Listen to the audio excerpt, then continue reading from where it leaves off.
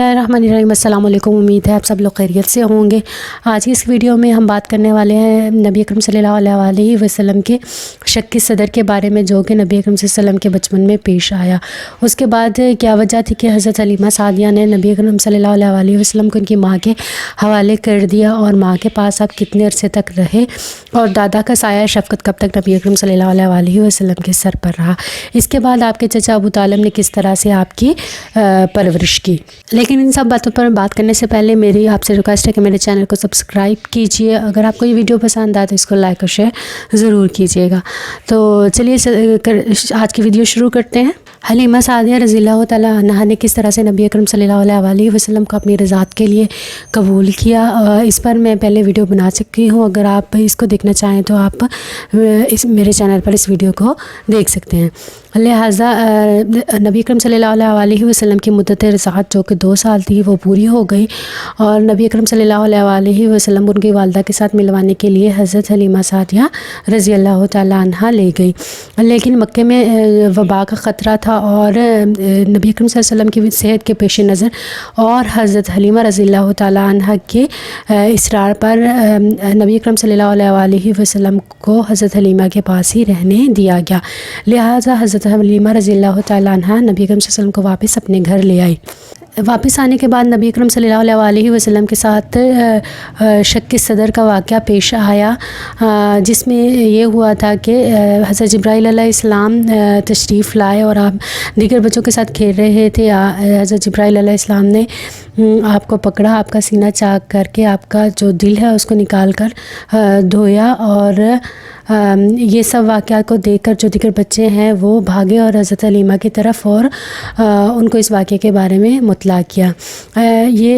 इस वाक़े के मुतल्लिक़ आम सीरत निगार है, उनका कहना है कि ये वाक़या नबी अकरम सल्लल्लाहु अलैहि वसल्लम की उम्र जब 4 या 5 साल थी तब पेश आया, जबकि इब्ने हशाम का जो कौल है वो कहते हैं कि ये उनकी उम्र के 3रे साल में पेश आया। लिहाजा हज़रत हलीमा तक जब ये ख़बर पहुंची तो सब लोग वहाँ जमा हो गए, और सब ने देखा नबी अकरम सल्लल्लाहु अलैहि वसल्लम ठीक हैं, लेकिन उनका जो रंग है वो उतरा हुआ है।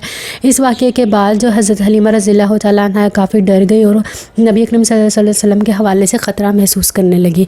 लिहाजा हज़रत हलीमा रज़ियल्लाहु तआला अन्हा ने फ़ैसला किया कि वो नबी अकरम सल्लल्लाहु अलैहि वसल्लम को वापस इनकी वालदा के पास भेज देंगी। लिहाजा नबी अकरम सल्लल्लाहु अलैहि वसल्लम अपनी वालदा के पास आ गए।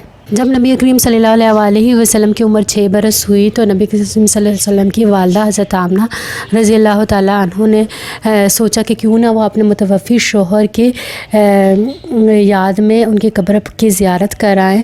तो लिहाजा हज़रत आमना रज़ियल्लाहु तआला अन्हा अपने बेटे मोहम्मद सल्लल्लाहु अलैहि वसल्लम, अपनी खादमा उम्मे ऐमन और अपने सरपरस्त अब्दुल मुत्तलिब के साथ मदीना की तरफ तशरीफ़ ले गई, और वहाँ कुछ रोज़ क़याम करने के बाद जब वापसी की राह ली और बीमार हो गई, और बीमारी ने इतनी शिद्दत इख्तियार कर गई कि मक्का और मदीना के दरमियान अबवा के मुकाम पर इनकी रहलत हो गई।